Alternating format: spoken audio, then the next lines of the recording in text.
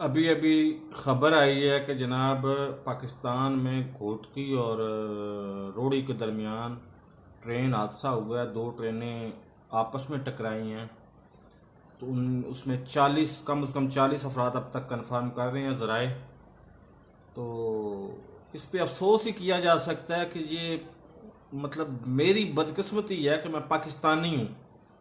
क्योंकि पाकिस्तान से कभी मतलब पंजाबी में कहते हैं कि इस पिंडों कदे खैर की खबर नहीं आनी।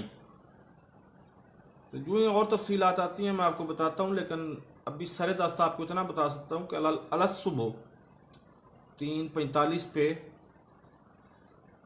दो गाड़ियां आपस में टकराई हैं। दोनों की बोगियां, एक गाड़ी की बोगी नीचे गिरी है, अपना उतरी है पटरी से, तो दूसरी गाड़ी आके उन बोगियों से टकरा गई है। उसके नतीजे में कम से कम 40 अफराद जहां बाग हो चुके हैं अब तक। इस चैनल को सब्सक्राइब करें, मेरी वीडियो को ज़्यादा से ज़्यादा लोगों में शेयर करें।